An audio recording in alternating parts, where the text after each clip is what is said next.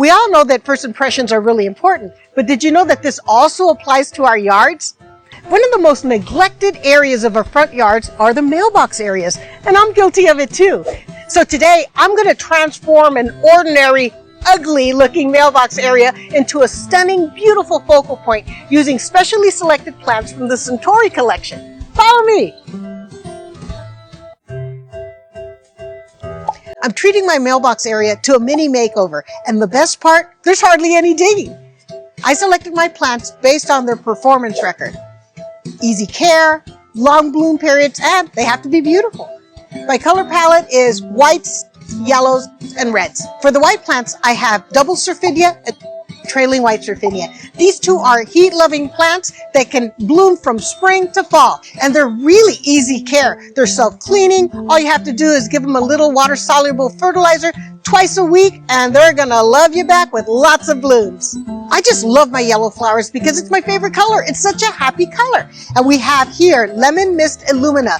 And although it looks really dainty, it's really a tough, resilient plant that can take full sun, it can take the heat, and it will bloom throughout the summer.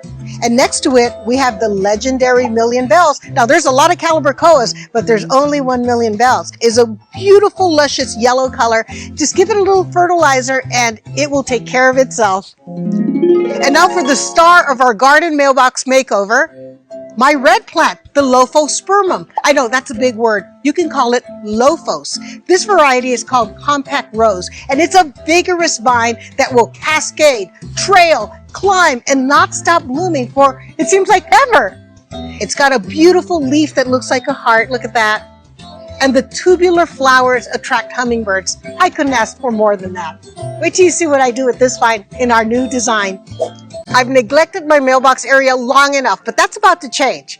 Well, I have some succulents here and some ornamental grasses, but I need color, reliable color. So before I bring in the plants, I want to deal with some of the larger design elements. Take a look at this. I'm adding a creative mailbox planter to my standard T1 mailbox. And it's just a lightweight planter that I ordered online. And then I painted it to match the colors of my house. So this is a true container. All I'm gonna do is add a little soil, and then I'm gonna start planting. It does have drain holes, so my plants won't be in jeopardy. It's gonna be a nice environment for them to grow. So I did say that my Lophos vine was going to be the star. You'll see why. Here's my compact rose with its beautiful blooms. I'm gonna open it up and just put it here. This is the first thing the mailman is gonna see, and when people pass by, they're gonna see this beautiful rose color.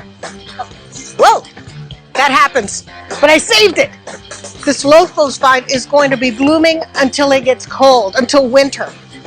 Look at that, and it'll continue to grow all the way till it reaches the ground, and it'll be full of flowers from top to bottom.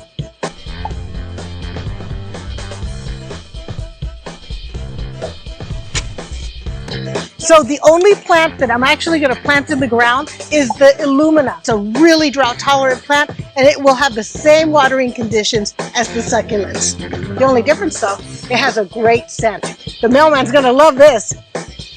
Now, the rest of the plants that I'm putting in are no dig, and you're going to dig that.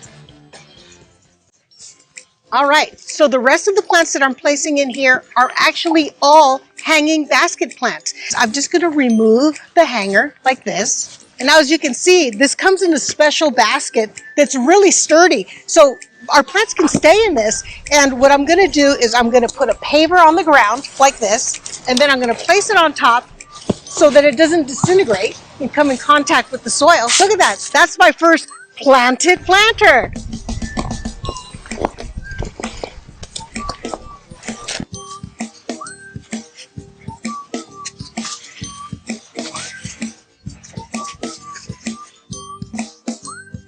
All right, so I like the way this looks, but I'm not finished. Take a look at this eyesore, the utility axis. I have a solution. Take a little metal chair, and then I'm going to add my special Lophos vine to it. And now My compact rose is a chair skirt. Isn't that pretty?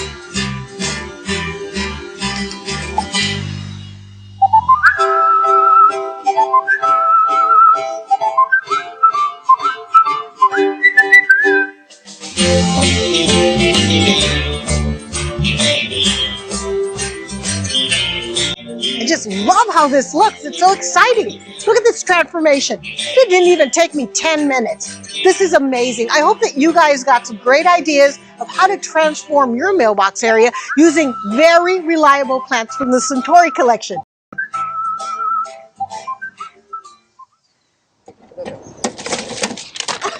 You know, this is forget it. Too much work. This is okay. Cut. Just